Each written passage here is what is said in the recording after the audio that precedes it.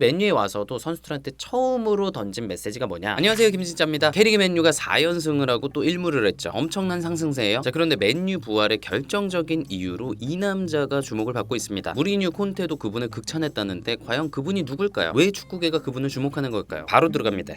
스티브 홀랜드가 오늘의 주인공입니다. 지금 맨유에서 캐릭을 보좌하는 수석 코치예요. 이분이 어떤 분인지 설명을 해드릴게요. 일단 커리어가 미쳤습니다. 첼시에서 무리뉴, 안첼로티, 콘테, 베니테즈, 디마테오 이런 감독들을 보좌했고요. 챔스 우승도 해봤고 리그 우승도 2번 해봤어요. 그리고 나서 잉글랜드 대표팀에서 사우스게이트 감독을 보좌하면서 월드컵 4강, 유로 결승에 2회 연속 진출. 그러니까 코치로서의 커리어는 전 세계에서 탑일 거예요. 그래서 타임즈에서는 홀랜드를 뭐라고 하냐? 스타 코치라고 합니다. 많은 탑티어 감독들이 자기 코치로 데려오고 싶어 한다는 거죠. 근데 캐릭이 요번에 맨유 임시 감독으로 부임할 때 잘 낚아챈 거야. 마침 쉬고 있었거든요. 자, 이쯤에서 홀랜드가 첼시 코치 하기 전에는 어떻게 살았나 궁금하신 분들이 계실 거예요. 일단 당연히 선수 생활을 했었어요. 더비 카운티 유스 출신입니다. 근데 1군에 못 갔어. 그래서 다른 팀에 이적하고 막 스웨덴에도 가보고. 근데 게임을 계속 못 뛰었대요. 그리고 뭐 세미 프로 선수로 뛰다가 선수로는 내가 원하는 레벨에 절대 올라갈 수가 없을 것 같다. 차라리 빨리 지도자를 하면 더 괜찮은 지도자가 될 수 있지 않을까? 그래서 21살 때 UEFA 지도자 자격증 A 레벨을 땁니다. 굉장히 빨리 딴 거예요. 그리고 지역 커뮤니티에서 6살 애기들 코칭하다가 쭉쭉쭉 단계를 밟아서 크루 알렉산드라라고 당시에 2, 3부를 오가던 팀의 유스 코치를 하게 됩니다. 그리고 나서 첼시 유스에 스카우팅이 된 거예요. 그리고 비아스 보아스 감독이 첼시 감독 될 때 1군 코치로 승진을 한 거죠. 그리고 지금까지 온 거고. 자, 홀랜드 코치가 맨유를 어떻게 바꿨는지 본격적으로 얘기하기 전에 요 얘기를 해야 돼요. 홀랜드가 기본적으로 조용합니다. 되게 포커페이스예요. 그리고 보안에 굉장히 예민합니다. 잉글랜드 대표팀에 있을 때 선발 명단, 전술 요런 게 유출된 적이 있었거든요. 그때 홀랜드 코치 개빡쳤잖아. 근데 맨유도 그동안 구단 내부 소식이 밖으로 흘러나가면서 기사 막 나고 그래서 팀 분위기가 흔들렸죠. 근데 이제 홀랜드가 보안을 단디하면 괜찮지 않을까 싶어요. 마치 노드 VPN처럼. 노드 VPN이 뭐냐고요? 전 세계에서 가장 안전한 VPN입니다. 아마 이번 설 연휴에 해외여행 가시는 분들 많으실 거예요. 그러면 공항, 호텔, 카페 같은데 무료 공용 와이파이 쓰실 텐데 거기에 또 카드 결제 정보 빼가려는 해커들의 주 타깃이래요. 근데 노드 VPN을 쓰시면 개인정보가 보호되니까 해킹을 당하지 않는다. VPN의 원리가 뭐예요? 내가 온라인에서 주고받는 정보가 중간에 가상 서버를 거쳐서 암호화되는 거예요. 그러니까 해커들이 열어볼 수가 없죠. 일종의 보호막입니다. 그럼 무료 VPN도 괜찮지 않나? 라고 생각하실 수 있는데 그런 것들은 오히려 개인정보를 팔거나 해서 더 위험할 수도 있대요. 근데 노드 VPN은 노로그 정책이라고 해서 사용자의 정보를 저장하지 않는다고 합니다. 자, 그리고 내 정보를 어떻게 알고 보냈지? 싶은 스캠 문자나 이메일 한 번씩 받아보셨죠? 그게 우리가 최저가 찾는다고 이 사이트 저 사이트 막 클릭할 때, 그리고 취미생활 한다고 이런저런 해외 사이트 들어갔을 때, 그럴 때 우리 정보가 유출될 수 있는 거거든요. 근데 노드 VPN 키시면 그런 위험이 없어진다. 악성 웹사이트, 피싱 사이트 이런 데 접속되는 걸 사전에 차단해주고 또 우리의 개인정보가 광고에 활용되는 것도 막아줍니다. 그리고 혹시나 우리의 개인정보가 유출됐다? 그러면 다크웹 모니터링을 통해서 바로 알려주고 해결책도 추천해줍니다. 보안 진짜 확실하다고. 그리고 노드 VPN은 전 세계 8,400대 이상의 서버를 운영 중이라서 사용감이 굉장히 쾌적해요. 또 계정 하나에 최대 10대 기기까지 연결해가지고 동시에 사용할 수 있어요. 온 가족이 같이 쓰시면 돼. 근데 또 마침 설 연휴 맞이 역대급 혜택 최대 75% 할인 이벤트가 찾아왔네요. 30일 내에 환불도 된다고 하니까 일단 한번 써보시길 추천드립니다. 자세한 내용은 고정 댓글 확인해주세요. 전술 천재. 자, 코치들은 각각의 전문 분야가 있습니다. 홀랜드 코치는 전술에 특화돼 있어요. 문의가 뭐라 그랬냐면 대표팀에서 홀랜드 코치랑 같이 일해봤는데 전술적으로 아주 뛰어나다 그런 얘기를 했어요. 보니까 홀랜드 코치는 감독하고 직접 아주 심도 있게 논의를 해서 전술을 같이 정하는 것 같아요. 그걸 어떻게 할 수 있냐? 유튜브에 보면 홀랜드 코치가 콘테 첼시에서 3-4-3을 썼던 이유, 잉글랜드 대표팀에서 4백을 3백으로 바꾼 이유, 요걸 설명하는 영상이 있거든요. 근데 그 내용이 굉장히 디테일해. 어떤 맥락에서 그런 결정을 내렸는지, 실제 작동 원리는 어땠는지 이런 것들을 막힘없이 설명해. 요거는 홀랜드 코치가 그 전술을 구상하고 최종 결정하는 데 있어서 굉장히 주체적인 역할을 했다는 거예요. 일론 머스크가 그러잖아요. 자기는 면접할 때 꼭 그 질문을 한대요. 너가 해결했던 가장 어려운 문제가 뭐였는지, 또 그걸 어떻게 해결했는지 말해달라. 근데 머스크가 하는 말이 그 문제를 직접 해결해 본 사람은 작은 디테일도 알고 있다는 거예요. 근데 해결한 척 하는 사람은 조금 설명하다가 막힌다는 거지. 근데 홀랜드 코치는 막힘이 없다. 괜히 사우스게이트 감독이 홀랜드가 없었다면 잉글랜드 대표팀의 성과는 없었을 것입니다 라고 말한 게 아니에요. 아마 지금 맨유에서도 캐릭 감독하고 전술, 선발 명단 이런 것들 굉장히 심도 있게 논의하지 않을까 싶어요. 물론 최종 결정권은 감독한테 있지만. 자, 홀랜드 코치가 중요하게 생각하는 전술 포인트, 그거 알아보는 것도 재밌겠죠. 일단 홀랜드는 이런 얘기를 해요. 우리 팀에 가장 재능 있는 선수들을 우선 우선적으로 쓰고 그 선수들한테 가장 잘할 수 있는 역할을 부여하는 게 중요하다. 그러니까 시스템에 선수를 끼워 맞추는 게 아니죠. 아모림처럼 선수들 딱 보고 그거에 맞춰서 시스템을 짜는 거예요. 그 대표적인 예가 잉글랜드 대표팀에서 4백 쓰다가 3백으로 바꾼 거예요. 그 당시 대표팀에 케인, 링가드, 델레알리, 스털링 이런 선수들의 폼이 좋았대요. 그리고 좋은 윙백들이 많았대요. 그럼 이 선수들 다 활용하려면 어떻게 해야 되지? 3백이 딱이구나 이렇게 생각한 거죠. 그리고 지금 맨유도 비슷해요. 두페, 은베모, 쿠냐, 마이누, 아마드 이런 선수들을 우선적으로 놓고 최적의 역할을 부여하는 거죠. 그리고 요거 관련해서 홀랜드 코치가 아주 재밌는 얘기를 했어요. 선수들은 압박감이 커질 때 결국 자기 습관으로 돌아간다는 거예요. 뭔 얘기야? 월드컵 같이 굉장히 떨릴 때 있잖아요. 그럴 때는 결국 자기가 평소에 많이 하던 편안하게 하던 플레이를 하게 된다는 거예요. 그래서 당시 대표팀의 워커한테 맨시티에서 하던 역할을 그대로 부여했다는 거예요. 지가 편안하게 느끼니까. 지금 맨유도 굉장히 비슷해요. 각 선수들이 가진 습관을 자연스럽게 활용하는 형태라고요. 그러니까 잘 되는 거예요. 그리고 홀랜드가 중시하는 전술 포인트가 또 뭐냐? 우리 팀이 공을 안 갖고 있을 때 수비 조직이 안정감이 있어야 된다. 그래서 잉글랜드 대표팀 중원에 조던 핸더슨 박은 거고 지금도 삼선에 카세미로 박는 거죠. 그리고 공수 앞뒤 간격 좁혀서 블록을 튼튼하게 만들고 공격하고 있을 때도 역습당할 거 생각해서 수비 포지셔닝 취하는 거. 그런 걸 굉장히 강조한다고요. 그러니까 지금 맨유에서도 역습 허용 횟수가 줄었다. 이런 분석들이 있는 거예요. 훈련 천재. 자, 캐릭은 홀랜드 코치한테 훈련 계획 그리고 실행 요거에 대한 전권을 부여했어요. 마치 사우스게이트 감독처럼. 근데 그럴 만한 게 홀랜드가 훈련 잘 시킨다고 아주 칭찬이 자자해요. 첼시에서 함께했던 파브레가스, 또 맥과이어 이런 선수들이 엄청 샤라웃했다고. 자, 그러면 홀랜드의 훈련 철학은 뭐냐? 훈련을 위한 훈련하면 안 된다. 경기장에서 실제로 나와야 되는 플레이들이 실질적으로 연습이 될 수 있게끔 프로그램을 짜야 된다. 너무 동감하는 얘기예요. 데니 머피라는 선수가 있습니다. 이 선수가 어릴 때 홀랜드 코치한테 배웠었어요. 근데 훈련 프로그램이 지린데 그냥 미니게임을 하는데 그 게임 안에 우리가 다음 경기에 해야 될 전술적인 요소들이 다 녹여져 있는 거야. 예를 들어서 다음 상대가 3호이다. 그럼 그런 요소들도 고려가 돼 있다는 거예요. 선수들은 얼마나 좋아. 그냥 재밌게 미니게임 하면 되는데 알아서 연습이 되네? 개꿀이죠. 자, 그럼 지금 맨유에서 홀랜드 코치가 어떤 훈련을 하냐? 좁은 공간에서 골키퍼 포함해가지고 7대7 미니게임을 해요. 그리고 중간에 조커 2명 있고 이 조커들은 공 가진 팀 편이 되는 거예요. 자, 그럼 수비하는 팀 입장에서 어떤 일이 발생해요? 2명이 적죠. 그러니까 볼 뺏기면 바로 수비 모드로 전환해야 돼요. 컴팩트하게 블록 만들어야 되고 그러면 실제 경기에서 해야 되는 수비 전환 연습이 자연스럽게 됩니다. 그리고 양 팀에 골키퍼 있으니까 골키퍼를 활용한 빌드업 연습 자연스럽게 되죠. 그리고 각 팀의 골대가 양쪽에 이렇게 나눠져 있어요. 그러면 공격을 할 때 자연스럽게 반대 전환을 하게 됩니다. 여기보다는 절로 가는 게 낫겠네? 그럼 실제 경기에서도 반대 전환이 자연스럽게 일어난다고요. 그리고 요 골대들이 미니미니하죠. 발등으로 후리면 들어가겠어요? 인사이드로 정확하게 밀어야 된다고요. 그럼 실제 경기에서의 마무리도 그렇게 할 수 있는 거예요. 그리고 이 미니게임 하는 공간 자체가 좁죠. 그럼 볼 잡았을 때 압박이 바로 들어온다고. 판단이 빨라야 되고 볼 처리가 빨라야 된다고요. 실제 경기에서의 템포에 익숙해질 수 있는 겁니다. 그리고 본질적으로 이게 미니게임이죠. 선수들은 게임하는 걸 좋아한다고. 재밌잖아요. 홀랜드 코치가 얘기하는 게 뭐냐? 선수들이 재밌어 해야 훈련 성과가 좋다. 근데 아모린 감독은 훈련 때 잠깐 멈추고 전술 설명하고 그런 게 좀 길었대요. 자, 그리고 지금 맨유 훈련은 이전보다 굉장히 개별적이라고 합니다. 일단 젊은 센터백들은 레알 마드리드, 토트넘에서 뛰었던 우드게이트 코치, 그리고 얼마 전까지 선수였던 조니 에반스랑 따로 훈련을 합니다. 그리고 맨유 U21 코치였던 트래비스 비니어는 도르구 같이 어린 선수들하고 따로 훈련을 해요. 그리고 캐릭 감독은 중앙 미드필더들 다 모아가지고 따로 훈련을 해요. 이렇게 포지션별로 따로따로 훈련을 하면 아무래도 디테일이 더 좋아지겠죠. 그리고 홀랜드 코치가 맨유에 와서 초반에 한 게 뭐냐? 선수들 각각한테 영상 클립을 줘가지고 집에 가서 공부 좀 해라. 이렇게 개별적인 숙제를 줬대요. 이렇게 꼼꼼하게 각각의 디테일을 챙겨주니까 맨유가 잘하고 있는 걸 수도 있죠. 프로페셔널. 저 홀랜드 코치는 일하는 태도 자체가 완전히 프로페셔널합니다. 무리뉴가 홀란드에 대해서 What a professional 이렇게 얘기를 했어요. 자, 그럼 프로페셔널함을 엿볼 수 있는 예가 뭐냐? 홀랜드 코치가 첼시에 있을 때 일정이 진짜 빡셌대요. 시즌 내내 3일에 한 경기를 했대. 그러면 어떻게 해야 되냐? 토트넘하고 컵 준결승을 해요. 이겨요. 근데 집으로 돌아오는 버스에서 승리를 즐길 수가 없어. 바로 노트북 꺼내가지고 다음 상대인 바르셀로나 분석해야 돼. 왜? 다음날 바르셀로나전 플랜을 감독한테 전달해야 되니까. 그리고 이틀 뒤에 경기 치르고 그 루틴을 시즌 내내 하는 거예요. 저 업무 강도가 그렇게 빡센데 홀랜드는 한 번도 흔들리지 않고 아주 열심히 했다는 거예요. 그리고 홀랜드 코치가 맨유에 와서도 아스날 이겼었잖아요. 경기 끝나고 나서 승리 자축 그런 거 없어. 바로 아스날전 분석해. 그리고 바로 다음 플럼전 계획을 짰대요. 자, 그렇다면 홀랜드가 그렇게까지 프로페셔널 할 수 있는 이유가 뭐냐?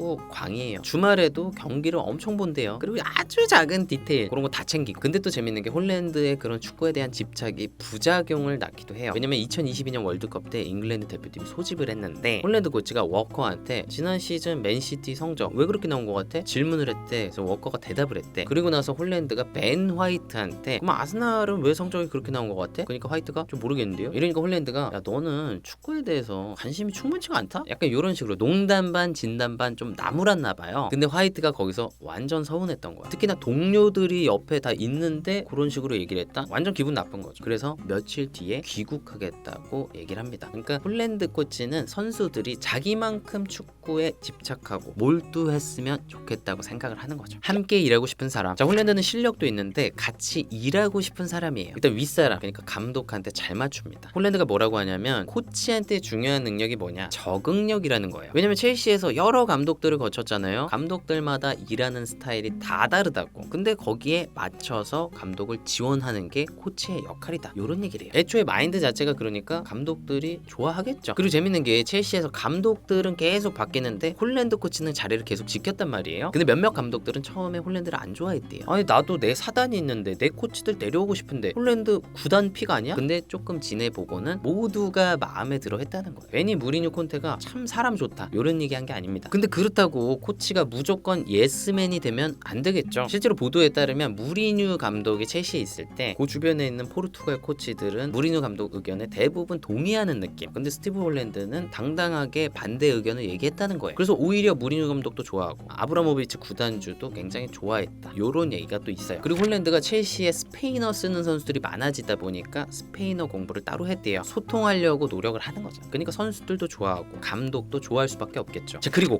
코치가 팀에서 해야 되는 역할이 뭡니까? 감독과 선수들을 잘 연결해 주는 거죠. 근데 홀랜드가 그런 걸 또 잘한 것 같아요. 예를 들어서 첼시의 비아스 보아스 감독이 부임했을 때 이 감독이 이전에 하던 거랑 좀 다른 방식으로 경기를 하고 싶어 했던 거예요. 근데 성적이 안 나오네? 그러니까 선수들이 좀 의심하기 시작하죠. 이때 홀랜드 코치가 뭘 했냐? 선수들을 설득하는 거예요. 얘들아 지금 뭐 좀 그럴 수 있는 거 아는데 감독님 방식대로 하면 이거 될 수 있어. 그리고 선수들의 피드백을 적당히 걸러가지고 감독한테 올리고 이런 윤활유 역할을 열심히 했던 것 같아요. 군기반장. 저 홀랜드 코치는 군기반장 역할도 합니다. 재밌는 일화가 있는 게 유로 2020때 잉글랜드가 조별리그 첫 경기 크로아티아전을 이긴 거예요. 그리고 경기 끝나고 선수들이 경기장을 쓱 돌면서 팬들한테 막 박수 쳐주고 그런 거야. 근데 홀랜드 코치가 얘들아 지금 한 경기 이긴 거야. 지금 뭐 아무것도 한 게 없어. 이러면서 기강을 잡았다는 거예요. 그리고 맨유에 와서도 선수들한테 처음으로 던진 메시지가 뭐냐? 여러분들 다 공정하게 대할 것이다. 그리고 하드워킹 열심히 해주길 바란다. 만약 그렇지 않으면 바로 들여보낼 거다. 그러니까 훈련 안 시키겠다는 거예요. 아 무섭죠. 정신 바짝 차리게 되죠. 그러니까 현지 언론에서도 지금 맨유는 이런 게 좀 필요하다. 홀랜드 코치가 딱이다. 이런 얘기들이 있습니다. 압박감을 견디는 사람. 자, 홀랜드를 개인적으로 아는 사람들이 글을 묘사할 때 unflappable 이란 표현을 많이 쓴대요. 여기 뭔 뜻이냐? 흔들림이 없는, 압박감이 엄청나도 침착하게 자기 할 일을 한다는 거죠. 자, 홀랜드가 원래도 그런 성격인데 잉글랜드 대표팀에서 8년을 있었어요. 근데 그 팀이 어떤 팀이에요? 어쩌면 전 세계에서 가장 압박감이 심한 팀입니다. 왜냐면 잉글랜드가 축구 종주국인데 메이저 대회에서 성적을 못 냈죠. 그래서 자국민들의 비난이 엄청 났다고요. 홀랜드도 대표팀 들어가고 나서 초반에 경기장에 막 가고 있는데 잉글랜드 팬들이 선수들한테 막 욕을 하더래. 아직 경기하지도 않았는데 불신이 엄청 났던 거죠. 근데 사우스게이트 감독이랑 같이 해가지고 월드컵 유로에서 계속 좋은 성적을 냈죠. 그니까 잉글랜드 국민들이 너무 행복해하는 거야. 근데 맨유도 비슷하죠. 명문 팀인데 계속 성적이 안 나고 있어. 압박감 엄청 심해. 근데 홀랜드는 그런 걸 겪어봤으니까 중심을 잘 잡아줄 수 있을 것 같다는 거죠. 네, 오늘 이렇게 홀랜드 코치에 대해서 알아봤습니다. 홀랜드 코치가 이런 얘기를 해요. 첼시에서 8년간 일하면서 느낀 게 뭐냐? 뉴스에서는 팀이 경기력이 좋거나 그러면 좀 위안을 삼을 수 있는데 프로에서는 무조건 이겨야 된다. 그런 생각을 많이 했다고 해요. 못 이겨서 잘린 감독들을 너무 많이 봐서 그런가? 아무튼 앞으로도 캐릭 감독을 보좌해서 계속 이길 수 있을지 지켜봐야겠습니다. 그리고 마지막으로 정말 재밌는 얘기. 홀랜드 코치는 아무래도 2인자가 맞나 봐요. 사실은 맨유 오기 전에 일본의 요코하마 마리노스의 감독을 했었습니다. 근데 11경기에서 1승을 했어요. 그래서 4개월 만에 경질이 됐습니다. 이게 또 감독하는 거는 또 다른가 봐. 보면은 클럽 밑에 있다가 지금 펩 밑에 있는 펩 레인더스라는 코치도 감독했었는데 잘 안 풀렸죠? 2인자 때 더 잘하는 사람이 있나 봐. 그리고 여러분 노드 VPN 역대급 할인 이벤트 고정 댓글에서 확인해 주세요. 네, 오늘은 여기까지입니다. 저는 또 다음 축구 컨텐츠에서 뵙겠습니다. 감사합니다.